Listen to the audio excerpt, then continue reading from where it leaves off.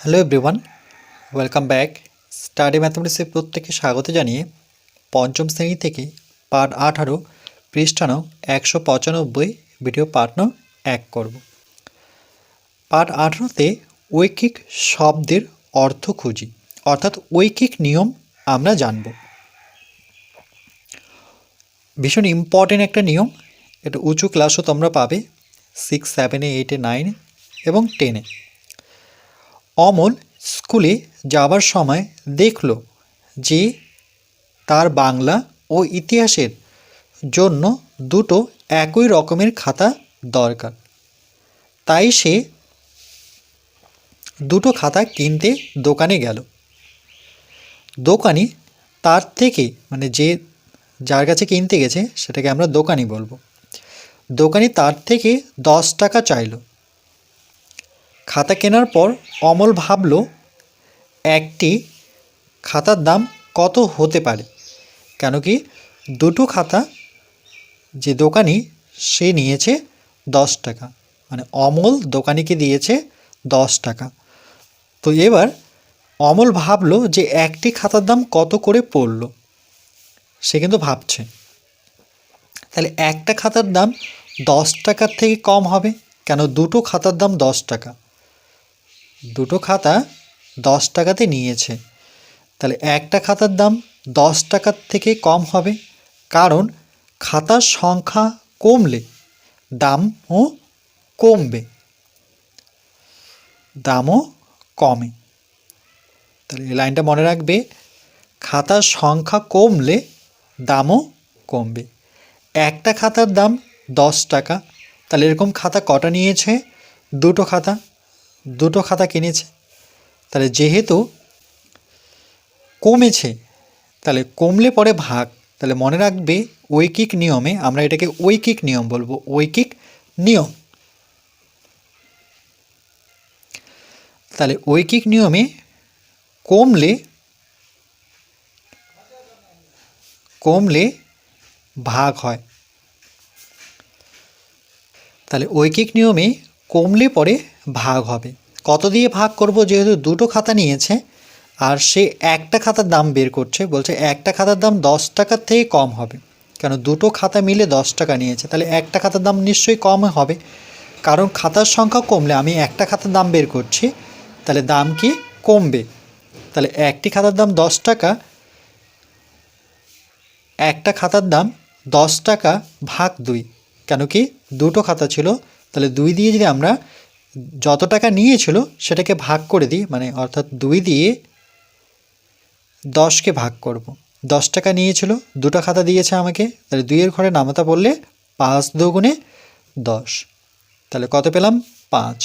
তাহলে একটা খাতার দাম 5 টাকা করে নিয়েছে। তাই সমস্যাটিকে গণিতের ভাষায় প্রকাশ করে পাই। এটাও ইম্পর্টেন্ট একটা লাইন, এভাবে আমরা গণিতের ভাষায় সাজিয়ে নেব। একদিকে লিখব খাতার সংখ্যা, একদিকে লিখব দাম। যেহেতু এখানে দাম বের করতে হবে, খাতার দাম কত, তাহলে যেটা বের করতে হয় সেটা আমরা ডান দিকে রাখব। তাহলে খাতার সংখ্যা দুটো, দাম কত? 10 টাকা। তাহলে খাতার সংখ্যার জায়গায় রাখবো দুটো খাতা, দামের জায়গায় রাখবো 10 টাকা। এবার আমরা যদি একটা খাতার দাম বের করতে চাই, তাহলে 2-এর নিচে 1 বসবো, একটা খাতার দাম বসাবো, আর দামের জায়গায় প্রশ্নবোধক চিহ্ন দেব, মানে যেটা বের করতে হয় সেখানে প্রশ্নবোধক চিহ্ন দিতে হয়। এবার অর্থাৎ দুটো খাতার দাম 10 টাকা, এখান থেকে দেখে দেখে লিখবো দুটো খাতার দাম 10 টাকা। তাহলে একটা খাতার দাম কি হচ্ছে? দেখো খাতার সংখ্যা কমে গেল, দুটো খাতার জায়গায় একটা খাতা আসলো, তাহলে যদি খাতার সংখ্যা কমে তাহলে দামও কমবে। তো যেহেতু কমবে, কম এর জন্য আমরা এখানে একটি খাতার দাম 10 টাকা তো লিখবই, ভাগ চিহ্ন দেব। কেন ভাগ চিহ্ন দেব? যেহেতু কম বোঝাচ্ছে, কমলে পরে ভাগ চিহ্ন দিতে হয়, দিয়ে 2 দিয়ে ভাগ করব। অর্থাৎ এই 2 এখানে যে সংখ্যাই থাক না কেন সেই সংখ্যাটা দিয়ে ভাগ হবে। তাহলে 2 দিয়ে 10কে ভাগ করলে কত? 5 টাকা। তাহলে পরের দিন ওই একই খাতা আরও 3টে দরকার, বলছে পরের দিন ওই একই খাতা তার 3টে দরকার। এবার কি করব? 3টে খাতার দাম নিশ্চয় 5 টাকার বেশি হবে, 5 টাকাতে তো আর 3টা খাতা দিবে না, এখানে তো 5 টাকা হচ্ছে একটি খাতার দামে বের করলাম। তাহলে 5 টাকা দোকানদারকে দিলে আমাকে 3টা খাতা দিবে না, তাহলে 3টে খাতার দাম নিশ্চয়ই বেশি দিতে হবে, কারণ খাতার সংখ্যা বাড়লে খাতার সংখ্যা তখন একটা খাতা ছিল 5 টাকা, এবার যখন আমি 3টে খাতা চাইবো তখন দামও কিন্তু বাড়বে, অর্থাৎ বাড়ে। এখানে ঠিক করে লিখে দিই বাড়ে। ওকে,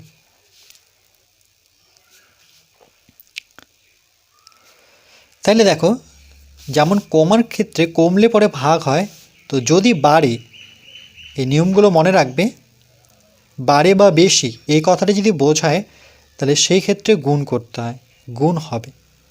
এই দুটো কথা কিন্তু মনে রাখতে হবে, ঐকিক নিয়মের ভীষণ ইম্পর্টেন্ট। বাড়লে পরে গুণ, কমলে পরে ভাগ। তাইলে 3টে খাতার দাম, তাই 3টি খাতার দাম হবে কত? খাতা 3টা দাম কত? একটা খাতার দাম 5 টাকা করে, তাহলে 3 গুণন 5, এই যে দেখো এই জন্য গুণ চিহ্ন হলো, কেন? যেহেতু বেড়েছে, বাড়লে পরে গুণ হবে।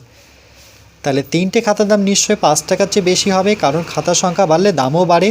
তাই 3টে খাতার দাম হচ্ছে 3 গুণন 5, তাহলে 3 পাঁচা 15 টাকা।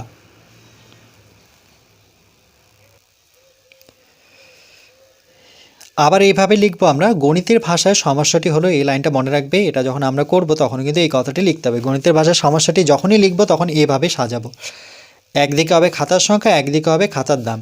তাহলে একটা খাতার দাম 5 টাকা, এই যে দেখো একটা খাতার দাম কত? 5 টাকা। তাহলে এরকম কটি খাতা কিনতে হচ্ছে? এবার 3টে খাতা। খাতার সংখ্যা বেড়ে গেল, তাহলে দামও কিন্তু বাড়বে, দামের জায়গায় প্রশ্নবোধক চিহ্ন, এটা যেহেতু এটা বের করতে হবে, যেটা বের করতে হয় সেটাতে প্রশ্নবোধক চিহ্ন দিতে হয়। তাহলে অর্থাৎ একটা খাতার দাম 5 টাকা হলে, দেখো একটা খাতার দাম 5 টাকা হলে এখানে নিজের থেকে অ্যাড করতে হবে, একটা খাতার দাম 5 টাকা হলে 3টে খাতার দাম, তাহলে খাতার সংখ্যা যেহেতু বেড়ে গেল, তাহলে এই 3 আর এই 5 গুণ হবে, বা 5 গুণন 3 এটাও করতে পারি। 3টে খাতার দাম 5 টাকা, এর সাথে 3 গুণ করে দাও, 3 আগে 5 পরে, নতুবা 5 আগে 3 পরে, তাহলে কত হলো? 15 টাকা দাঁড়ালো। এরপর পৃষ্ঠা নাম্বার 196, তাই সমস্যাটি হলো দুটি খাতার দাম 10 টাকা হলে, দুটি খাতার দাম যদি 10 টাকা হয়ে থাকে তাহলে 3টি খাতার দাম কত? এবার প্রশ্ন করলো বালকটি।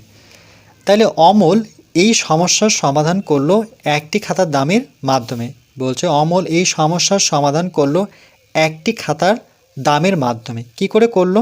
যেহেতু একটির মান নিয়ে সমাধান করলো, তাই এই নিয়মটি ঐকিক নিয়ম।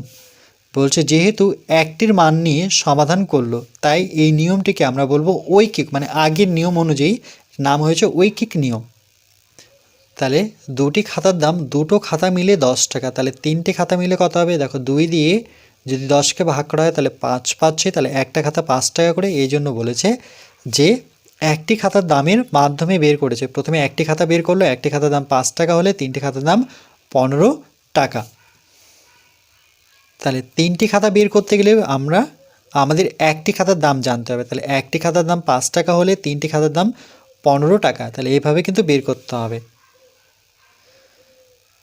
তাহলে আমরা শিখলাম যে দুটি খাতার দাম 10 টাকা হলে ডাইরেক্ট আমরা 3টি খাতার দাম বের করতে পারি না, তাহলে আমাকে প্রথমে এই একটি খাতার দামটা নির্দিষ্টভাবে বের করতে হবে। যখনই একটি খাতার দাম পাবো তাহলে আমি 3টে খাতার দাম খুব সহজেই বের করতে পারবো।